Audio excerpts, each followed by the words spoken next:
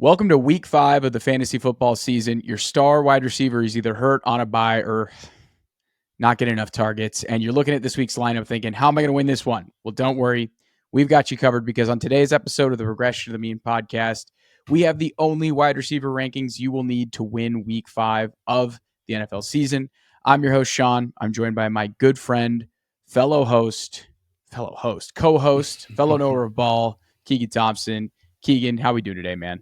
Doing good. We got a great Thursday night football game still going. We've watched most of it, but very exciting to see good football on Thursdays. I feel like they're always a trap game, but this one's been pretty good. Kirk Cousins is on his way to 500 passing yards. Drake London's came alive. Kyle Pitts exists again.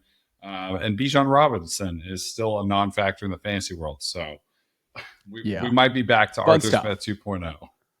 Fun stuff. Yeah, Tyler Allgeier's not even playing well. So Bijan did, hamstring, shoulder. I don't know. We can write it off. But yeah, great Thursday night game. We're recording this during the Thursday night game. But the format for today's episode is pretty straightforward.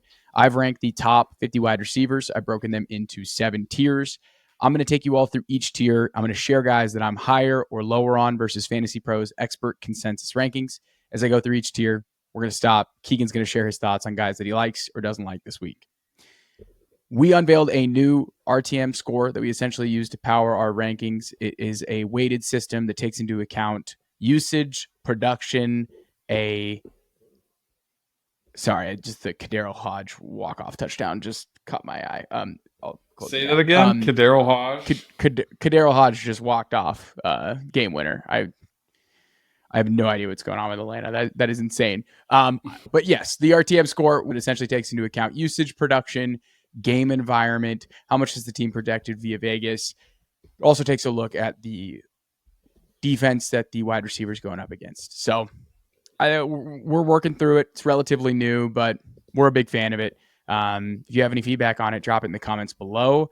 This is usually where we ask people to subscribe to our channel, but a mean subscriber said don't do that. So we're going to listen to the mean person who said don't ask for subscribers. Thanks, bro. All right. We're going to jump into the wide receiver rankings here, Keegan. Let's start things off with the first tier. And I feel like every single week we've got a new wide receiver one, but man, it is hard not to be excited about Nico Collins right now with this Houston Texans offense. In the first tier, we've got Nico Collins, Jamar Chase, Justin Jefferson, CeeDee Lamb, DK Metcalf, and Marvin Harrison. This tier here, I've moved up Nico one spot. How could you not? The usage has just been incredible. The matchup is a little bit rough, but I've seen enough. This man is just on another planet as an X-wide receiver here, and CJ Stroud's Houston Texans passing offense. Side of that, I'm a little down on CeeDee Lamb this week. Still a set it and forget it start. Pittsburgh is just kind of a rough environment, and the usage hasn't necessarily been wide receiver one CeeDee that we were used to at the end of last year. And then I'm high on DK Metcalf this week. DK Metcalf is a screaming start as like a top tier guy this week in the RTM score. He's got a good matchup against a beatable Giants secondary. His usage has been fantastic, and he's been a top 10 play at wide receiver.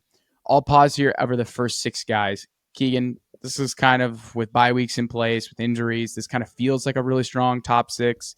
Do you think anyone could jump into this tier, or is anyone really just a screaming smash spot this week out of these 6?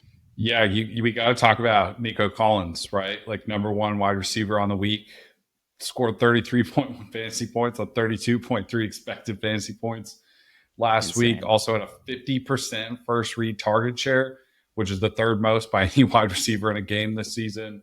Since the start of last season, he's averaging 8 targets, 94.1 receiving yards per game, and 18.5 fantasy points per game in the games without Tank Dell. I mean, the guy's been a monster.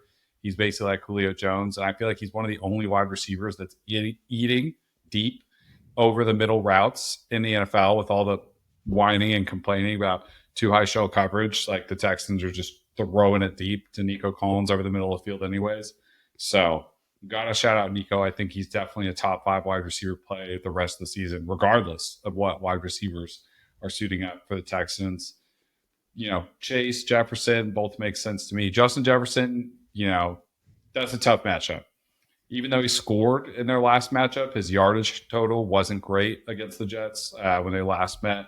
So that's going to be tough for him, but I still expect him to get home with a touchdown. And then DK Metcalf already has as many 100-yard games this season as he did last year in the entire season. So huge year for DK. And then we've got a rookie in here, Marvin Harrison. Tell me about it, Shaun.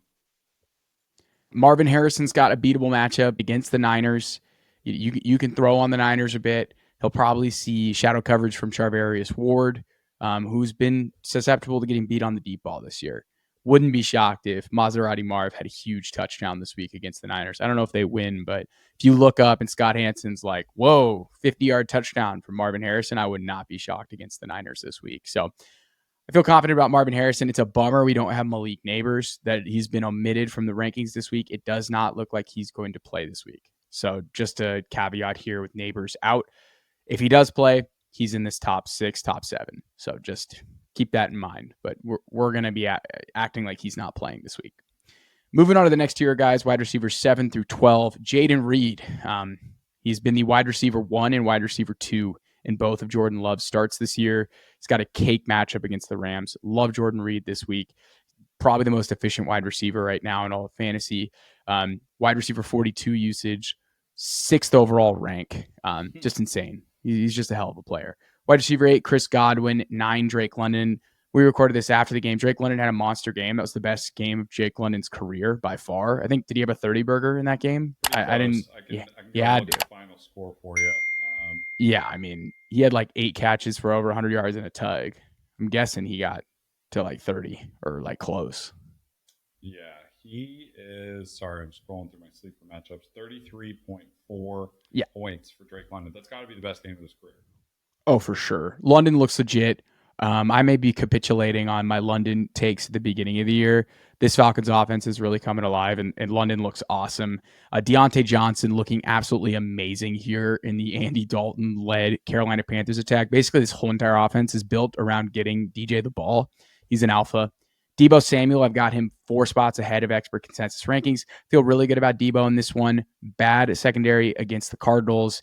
Deebo is a week removed from his calf injury. I'm expecting a big Deebo game. And then I got Steph Diggs. It's a revenge game. So you gotta take into account. You gotta take into account for the revenge game. Always keep in mind the revenge game. Diggs' usage has been wide receiver 2. His production has been top 12. So it's been a good year for Diggs so far. I'll pause. Anyone in this tier speaking your language here? Yeah, the only one I would say I'm concerned about in this is Jayden Reed, just because the point production on expected usage has been so outrageous. I mean, he's leading all players at the position in fantasy points over expected right now. And maybe we think, we can't keep it up. But basically when he plays and Jordan Love plays, he eats. He's so similar to Deebo Samuel and the schemed up touches and what he can do after the ball. But he's maybe the biggest outlier in fantasy football right now, just strictly from a usage point. So that could be concerning. This whole podcast is centered around regressing to the mean, right? But I'd like to see that keep continuing. Obviously, Godwin and Drake London just wrapped up their games, and they had pretty good ones. And Deebo Samuel, love the matchup. But Diontae Johnson, I think, is the clear cut. Got to pay attention to this guy in this range. I mean, Andy Dalton, what he's doing for Diontae Johnson's resurgence is pretty crazy. Pretty cool. Mean, 8-122-1 against the Raiders, and then Bengals 7-83-1. The offense is, like you said, so concentrated around Diontae Johnson. And Canales even said, like, where we start is getting the ball to Diontae Johnson. I mean, it looks so good for him right now. I could not imagine a better turnaround with Andy Dalton under center. Yeah, they just build the entire offense around his route concepts. It's pretty impressive. One of his tough matchup of the year. Jalen Johnson and the Bears secondary is very good. And on top of that, they know how to get to the quarterback. So it could be a tough day for Andy Dalton unless the Red Rifles still got some legs in them. Yeah, we'll see. I think he could get there just on usage alone. It might be like an old school 8 for 85, like the classic DJ when he was a Steeler. But I think he can get there, and I think he'll be a good start this week. Moving on to tier 3, I've got wide receivers 13 to 22. I've got DJ Moore at 13, Mike Evans 14, 15 Garrett Wilson, 16 Chris Olave, 17 Amari Cooper, 18 Dontayvion Wicks, 19 George Pickens, 20 Scary Terry McLaurin, 21 Brian Thomas, 22 T Higgins.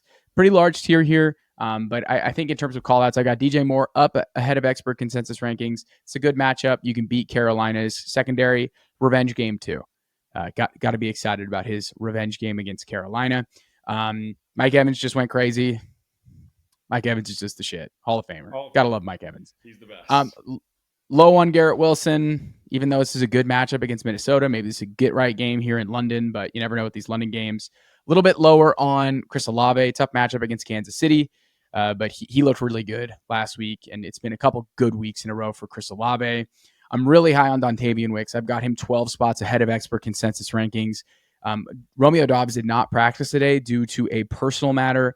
After practice, LaFleur came out and said, we're going to take it day by day with Doubs. If Doubs doesn't play and it's just Wicks and it's just Reed, Wicks is going to go crazy. That's just a total smash spot against a terrible Rams defense and secondary. Have to feel really good about Dontayvion Wicks in this one. And I'm high on George Pickens this week. 4 spots ahead of expert consensus rankings on George Pickens. He's playing some of the best ball of his entire career. He has yet to score a touchdown. At some point, the man is going to get in the end zone. I think he has the most receiving yards of any player in the league that does not have a touchdown. Don't quote me on that, but I'm pretty sure I saw that this week. So I feel good about Pickens getting in the end zone this week against a beatable Dallas secondary. High on BTJ, high on T Higgins. Never thought I'd say that. But this tier's a pretty wide tier. I think it's pretty flat amongst these guys. All these guys are good starts. Any thoughts on these guys before we jump into tier 4 here, Keegan? Yeah, a little high on DJ Moore. The Shane Waldron offense has proved to be pretty boring when it comes to wide receivers. But the good thing is there's a couple things here for Chicago and DJ Moore shareholders. They are pretty heavily passing the ball. They went to a pretty heavy run game against the Rams, but they're so beatable on the ground. But they're still operating at like 63% neutral pass rate on the season, and that's 6th in the league. So they are still throwing the ball quite a bit. Caleb Williams continues to get better every game. Just hate the play calling. I'm not saying Carolina and Chicago is going to be a barn burner, but should be up in pace quite a bit from what we expected the Panthers to be.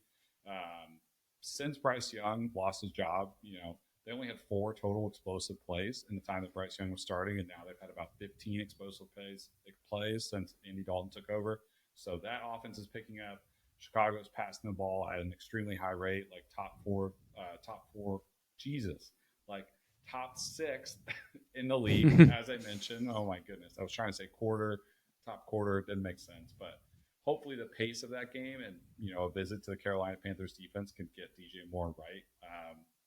George Pickens, I like that you called that out. This is like easy for me, right? Fantasy points per game around 11.6, expected 15.1. Here's a stat that I saw from Fantasy Points data article. Pickens has an astounding 18.3 fantasy points nullified due to penalty. If you included the plays on those penalties, he'd rank as fantasy's wide receiver 13. In their own words, I guarantee you all of this will regress to the mean. Written in words. He's due. He's due. He looks really good. Ball knowers are out here saying this is the most separation he's ever created against man coverage. He has a quarterback that's willing to throw it to him. It can get it to him. Has a nice game and a positive game script finally. So we'll see if he hits home. But man, you have to feel good about Pickens this week. I think he can get Dallas, especially on that Sunday Night Island game. I could just totally see a monster Pickens game. Any thoughts on T. Higgins, Brian Thomas? These are 2 guys you've been super high on. Yeah. How do you think they fare in these matchups? I was going to say, just for Brian Thomas, he's part of a pretty elusive group of rookies this year that are averaging 20 plus routes per game, 2 plus yards per route run per game, and also higher than 10% first down per route rate, which is pretty crazy. Like some of these rookies that were averaging these numbers are like Calvin Ridley, Sam Laporta, Drake London, Puka Nacua, Justin Jefferson, Terry McLaurin, Cooper Kupp. I mean, there's a lot of really good wide receivers that are grouped in with some of these stats, and Brian Thomas has just been going off. Back-to-back 9-target games. Kirk has been picking up, but I think it's pretty clear who their favorite red zone threat is as well. So I love another Brian Thomas week. I think Evan Ingram's going to come back. I'm curious to know how the target distribution shakes out with Evan Ingram back from injury. No tight end screens to Evan Ingram. They love those. Yeah, so I don't know. I'm curious. I'm pretty high on BTJ. I think the usage is really strong. The production has been great, and he's facing off against a very beatable Indy secondary. They're 0-4. They're going to have to. Like, I know we've been saying this for a couple weeks now. Like, they just have to win. They're going to throw the kitchen sink. I don't know. Like, it would be insane if they don't win this game. But stranger things have happened. Stranger things have happened when the Jaguars are just kind of a mess. Moving on to the next tier of guys here, tier 3, I've got wide receivers 23 to 33. In this tier at 23, I've got Michael Pittman, JSN at 24, Brandon Aiyuk at 26, Christian Kirk at 27, Tyreek Hill at 28, Wan'Dale Robinson at 29, Rashid Shaheed 30, Zay Flowers 31, and I've got Xavier Worthy here at 32. So when I'm looking at this tier in particular, I'm looking at some guys who've been kind of disappointing and who are probably ranked a little bit higher in ECR. Maybe I'm being a little bit reactionary to bump Brandon Aiyuk down 7 spots and Zay Flowers down 10 spots, considering that the usage has been fine for both of those guys. Like, Aiyuk is a screaming positive regression candidate at this point when you look at wide receiver 32 usage, wide receiver 81 production, but he just hasn't really been involved in the game plan. He's not getting a ton of first read target share. They're spreading the ball around. And, Purdy is just holding onto the ball a ton, escaping the pocket, and just making shit happen. And a big beneficiary of that has been Jauan Jennings. So you'll see in the next year, I'm really high on Jennings this week versus ECR. I mean, but I don't know, man. Like, Aiyuk, like, they just paid him $120 million. You have to think, like, something's going to happen with Aiyuk here. I think that like, do you have diving catch that he made last week, like, that was super the sign impressive of the better days to come for Aiyuk. I feel like that play is like a catalyst, not only in his brain, but like also Shanahan's and Purdy's in the Niners locker room. It seems small and insignificant, but like, those are the plays we're expecting from Aiyuk. He just fell off to start the season.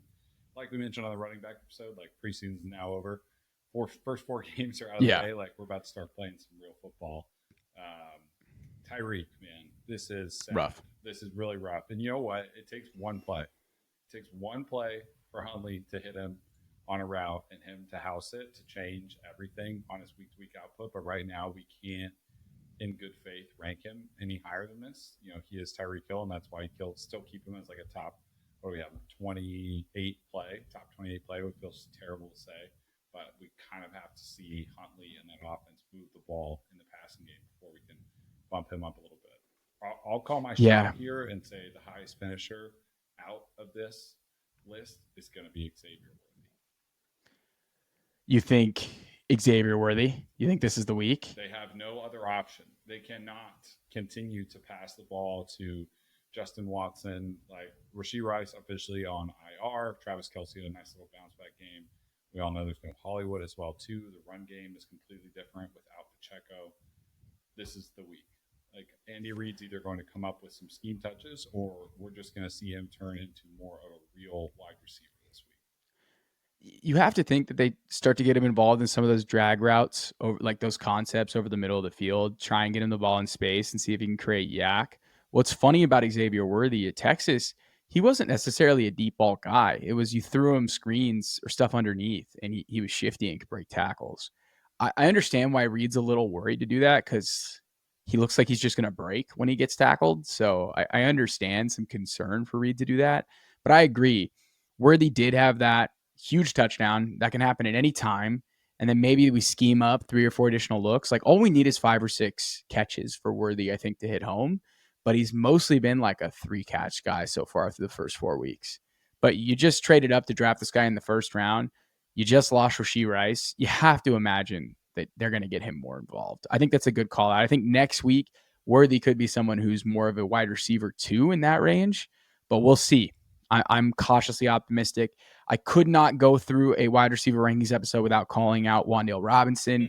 He has an absolute smash spot, in my opinion, here. Even though Seattle's a good secondary, no Malik Neighbors, I don't think it's hyperbole to say Wan'Dale Robinson gets 15 targets. Yeah, I need to go. I just realized, like, and I know you already called this out, but you've left Malik Neighbors off. We're assuming he doesn't play. I know we'll wait till I tomorrow, don't think he plays.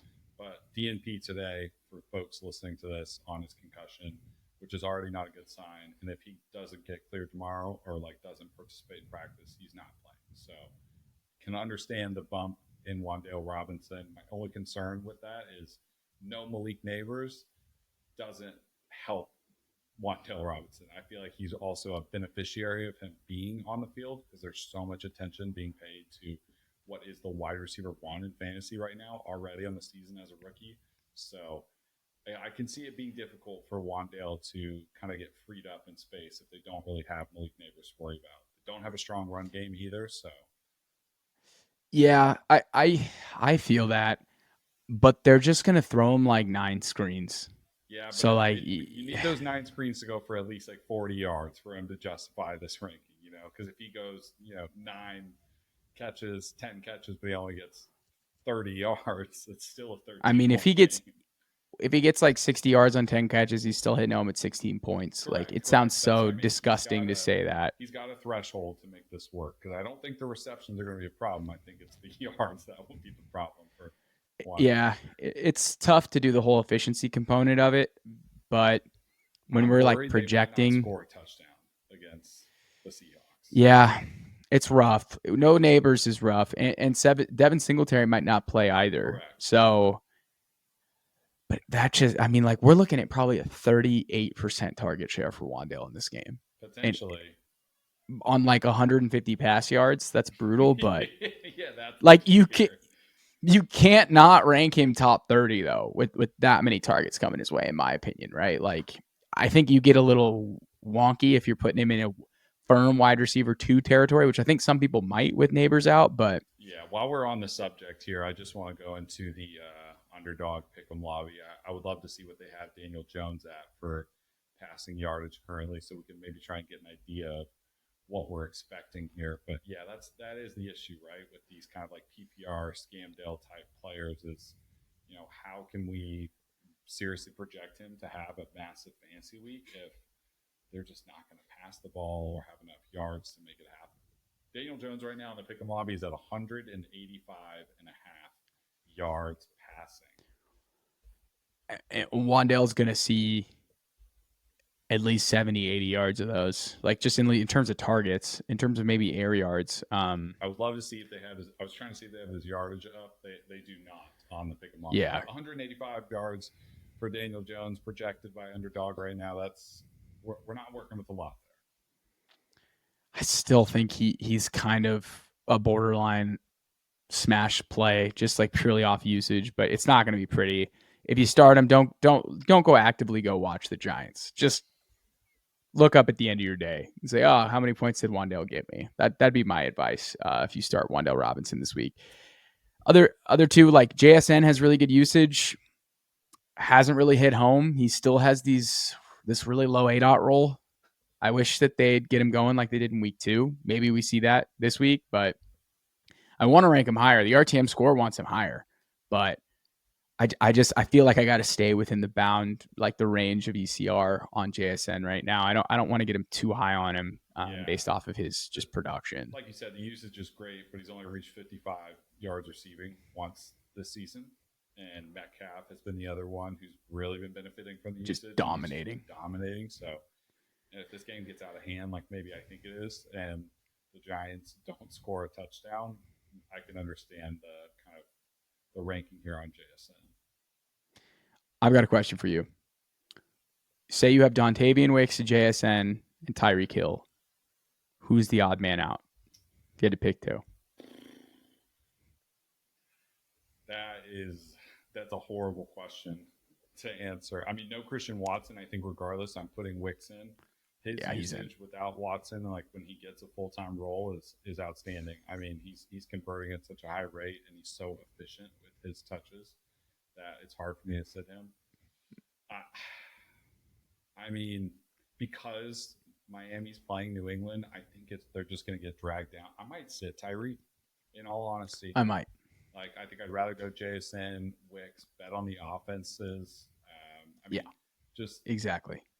The implied team totals for both of those teams compared to Miami, it's looking a lot better as well too. I mean, Green Bay's third implied total in points on the week. Seattle's fourth, and Miami's 27th. It's rough. Points, You're really just buying name brand if you start Tyreek. I don't think you can.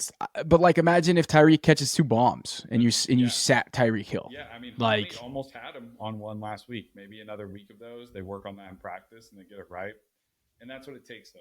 It just takes one with Tyreek. Why it's so scary to sit him, but I don't know. If you start him and he gets you 4.5 points, you're going to be so mad about it again. His floor's been like 8 points, so like it's bad, but he's not going to get you 0. But it's bad. It's bad, right? It's so bad. We have 2 more weeks of this, right? No, week 5, week 6, and then they have their bye. Yep. So we have 2 more weeks of this, yeah, and then week 8 we get Tua back supposedly. So we'll see. It's rough, and we'll get to another tier 5 here. We've got another Dolphin in this tier, and it's just so brutal what's happened to that offense. But tier 5, wide receivers 34 to 41. I've got Jauan Jennings 34, Cortland Sutton 35, Darnell Mooney 36, Shakir 37, Odunze 38, Josh Downs 39, Jalen Waddle 40, Tank Dell 41. Jauan Jennings, I've got him 11 spots ahead of expert consensus rankings. Even with Deebo, Kittle, and Aiyuk in the fold, Jennings led the team in targets last week. So, dude's got to roll. And he's just dominating down the field. You can hit deep shots on Arizona. It's probably not going to be a fun person to put in your lineup, but with buys, I don't know how you sit him. He's just been super consistent so far to start the year.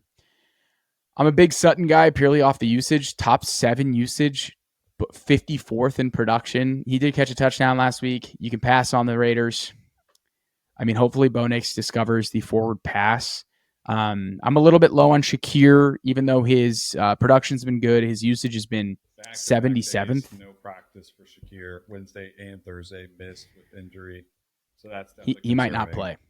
Yeah, he might not play. I like Odunze, Downs. There, I've got them up in the ranks. I've got Waddle a little bit up. Maybe I should be more down on Waddle, but he's looked good when he's gotten the ball. Like he's getting open. So like it's not like a Waddle issue. And Tank Dell's back. I wouldn't be shocked if Tank Dell, gets a couple shot plays called for him. You had Bobby Slowick talking him up on the Coach Speak Index on Twitter. And like you have, like, it's been a slow start to Dell. He broke his leg last year and got shot over the offseason. So kind of nuts run out for him. I'm not surprised he's starting a little bit slow, but he's still Tank Dell, man. He's still one of the best route runners in the league. Slow start to the year for him. I feel like you could start him this week. It won't be the most confident start, but I got faith in Tank in that offense. So that's why I've got him above ECR. Any thoughts on here in tier 5 before we get to tier 6? Here's a fun one on Cortland Sutton. He joins Malik Neighbors and Nico Collins as the only wide receivers to see 9 targets in 3 games this year. So, as you're saying, the usage, fantastic. Can Bo Nix throw the ball farther than 5 yards down the field and complete pass? I'm not entirely sure. I do like Downs as a flex play. Again, he's just such a valuable receiver. I feel like I talk him up every episode, and I'm always harping on Josh Downs. But he's been so good being since healthy this year, and he was good towards the end of last year. And I also like Rome Odunze as well. I'm not saying that he's the best wide receiver in Chicago, but I do think that Shane Waldron and the staff are quickly realizing that at this stage of his career, Rome is already better than Keenan Allen as a wide receiver. I'm not sure that's a bold take. We're talking about a top 10 NFL wide receiver in the draft this year. But the Waldron offense is very tricky to navigate, but I do like him and Downs as flex plays this week. If Flacco plays, I could bump Downs. I mean, I could bump him up into tier 4, sure. Honestly. Yeah. I don't think he's going to play. A-Rich looked really good before he got hurt, though. He looked like he was on his way to a better game, too. I think he just needs to, I don't know what play. If it's Steichen or what. Yeah, he just needs to play. He hasn't played enough games in his career to, have some of this, maybe it is just muscle memory. Maybe it is just your go-to plays when you're in a pinch. He can throw the deep ball. His downfield throw accuracy rate is actually extremely impressive. It's the short, intermediate stuff that he's lacking in, and those things will come with time. But that does hurt Downs when he's missing You're totally right. And Downs is such a rhythm guy, but they have a good repertoire. When A-Rich has played, he's fed down. So that's been pretty consistent. Right? Rapport, yeah, I guess, yeah. He Repertoire. does. Downs does have a good route running Yeah, repertoire. Yeah. He's a nice player. I will say with A-Rich, it's the footwork. That's what all the QB gurus say. And his footwork looked really good before he got hurt. And if you watch, he's like spraying balls because he doesn't set his feet. I'm by no means a QB expert, but smart people have diagnosed his issues, which seems very fixable at QB land. Yeah, I mean, this tier is just kind of disappointing guys, and Josh Downs and Darnell Mooney, I guess, who's like the best receiver in the league now. Insane tonight. That whole offense went nuts except Bijan. Okay, last tier here, tier 6, wide receivers 42 to 50. I can't not believe Trey Tucker is my wide receiver 42 on the week, but I've got him here. I've got Xavier Legette at 43, Jordan Addison at 44, Jacoby Myers 45, Jerry Jeudy 46, Allen Lazard 47, Romeo Doubs 48, Andre Yosevas 49, and Keenan Allen 50. I don't know. Legette's interesting, but Chicago's a brutal matchup. Like, he looked really good last week. Chicago's really good at locking down receivers. Jacoby and Trey. The reason why I have Trey ahead of Jacoby, it sounds counterintuitive, but it's the whoever's getting shadowed by Surtain is not going to score fantasy points. Side. Yeah, because I would love to be starting Jacoby Myers in another spot without Adams this week, but if he is getting the Surtain treatment, like, just go look at the list of players that Surtain has shut down this year already, and it's just going to continue going. Like, I don't think anybody's amassed more than 30 yards against him, let alone 3 receptions on him. Pickens was the only guy that did anything against him. But, like, again, half those plays were DPIs or got called back. But, yeah, I think Pickens was the only guy who could beat him at the catch point in man coverage this year. This is a bummer tier because there's 4 guys that I would love to start. Like, both Raiders wide receivers would love to start Xavier Legette this week. I mean, he only ran 1 fewer route than Diontae Johnson last week and only saw 2 fewer targets. Last week, he was 11th in targets across the league and 11th expected fantasy points. He was really good last week. It's nice to see him come on, especially that whether it's training camp rapport he has with Andy Dalton or second string rapport, like, they've got something going. But and then on top of that, Jordan Addison, like, 4 guys I would love to be flexing, especially playing the league like ours, where you're starting 3 wide receivers, 2 flexes, and you just can't. They all have some Jets tough matchups. Yeah, like Jordan Addison. I was about to give you a hard time when I opened up the rankings earlier because you disrespected my boy Jordan Addison this year, but it's DJ Reed or Sauce Gardner. Pick your poison, and they both get opportunities to cover opposing teams' wide receivers. And it's not a good matchup. Yeah, it's rough. Even though Addison looked good, he looked really good against the Vikings, which gives me hope for Garrett Wilson this week, by the way. But yeah, not against the Vikings. I'm sorry, against the Packers. And I'm still hopeful about Garrett Wilson. By the way, I'm still hopeful. Yeah. But yeah, man, I don't know. Jerry Judy's got a good matchup, good usage. Like, you could do worse. Like, if you're in a pinch, throwing Judy in the lineup, I wouldn't get super excited about it, but he probably gets you like 12 points. I didn't put any of the Rams guys in here. I probably should. I could flip out Yosevas, putting Whittington. Like, Tutu's been fine. I could rip out Lazard, but none of them scream like as startable in the RTM score. So I'm a little bit lower on them. But if Whittington is Whittington. Like, if I had to pick a Rams wide receiver that you're holding, like, he saw the best usage last week. Team high route share, team high target share. I think Atwell's a nice deep threat, but if you're just looking for like a usage play, somebody who might be involved in the passing attack more consistently, Whittington's probably the guy I'm starting. But yeah, and Dobbs too is in a good matchup, but Dobbs might not play this week because of his personal issues. So I don't really know how to approach that. It's a bummer. I saw Dobbs being pretty low in here too, and I think he's low across expert consensus rankings because they all saw that he didn't practice this week, and I thought it was maybe going to be a day off, but even LaFleur said, we'll see. We'll take a day-to-day if he plays. Because Dobbs, is clearly their wide receiver 1, at least by, all routes. And usage of routes. Doesn't mean he's their best fantasy producer, but, if Dobbs is playing, I feel like you got to have him in your lineup. It's definitely a solid spot start. And Keenan Allen is kind of crazy. I probably should have him higher, but is he playing hurt? Is he an afterthought in the offense? I just feel like Rome and DJ are better starts. It's brutal with Keenan Allen right now. That's looking like a bust of a pick so far through 4 weeks. I won't take my laps on that yet, but I might have done it for the wrong reasons. I might have said it was We're because he was approaching. old, but we're approaching Jover territories for Allen. I mean, old guys get hurt, and he had the same heel issue, and they're saying it's plantar fascia. So that's an issue. Speaking of In Allen, Rome, Shaun, all it takes is one draw offsides play for Allen Lazard to hit this weekend. I already saw Minnesota's defense getting interviewed talking about it. Obviously, they're going to be aware of the cadence, but who knows? Maybe they'll be in London. Maybe they'll hear it wrong, and boom, all of a sudden, Allen Lazard is gone for a touchdown. the wide receiver 26, Allen Lazard. He's like a good DFS.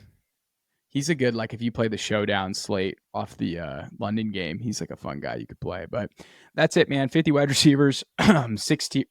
Wow. Sorry. 50 wide receivers, 6 tiers. It's a lot of guys to talk through. Receivers are much deeper this week than running back. Running back's brutal, dude. Brutal this week with the injuries. Brian Robinson might not play this week now. That's the slate awful. Continues to get worse for running backs. I'm excited to watch Xavier Worthy. I say it a lot, but I'm very curious to see how he's used this week. That was my big call from, I think, today's rankings. I'm very excited. I think they just have to bump him into full-time player against Andy Reid's will. Not that he has anything against rookies. I think Andy Reid has shown a willingness against many other coaching trends to play rookies and give them a chance. And I feel like this is the week. They've had some time to set in. He's got rolled into the offense a little bit more every week. It's going to be week 5 for them. No Rashid, no Hollywood. Somebody's got to do something for them. Yep, and I like Wicks too. That's someone I'm really excited to watch as well. But everybody's excited for Wicks, so it either goes really well or goes really bad when we're all in. Hey, I lost all my fab on him, so let's see how this one works out with Diontae Wicks. Funny about Wicks is this summer it was all Dontayvion Wicks best ball. How much do you know ball? It's how much you're tweeting about Dontayvion Wicks, and it kind of quieted down for a little bit. Then Malik Willis steps in, and we're back. It only took 5 weeks, and it's Dontayvion Wicks wide receiver 1 season all over again. That was the thesis. I mean, the thesis was kind of he has to make his way on the field by an injury or by a benching, and here we are. He's in 3 wide receiver sets, man. So I'm excited to see him go up against a very beatable Rams secondary here. Oh, yeah. All right. That's it, Keegan. Appreciate you for joining. We missed Aidan this week, but we'll get him back next week, man. Appreciate you as always hopping on, talking ball, and enjoy your weekend. You and I have a matchup. Already got off to a rough start. Yeah, you're already getting I started the 3 guys who did nothing in a game where there was 70 points, so that's fun. Gotta love that. Should have started Cordell Hodge, I guess, but I digress. I can't wait to just go read about Bijan Robinson being hurt or why he wasn't on the field in overtime, but we'll get there later on. It just kills me that I was right about Bijan and he's in my starting lineup right now. Yeah, but rough. But all right, Keegan, until next time, and thank you everybody for tuning in.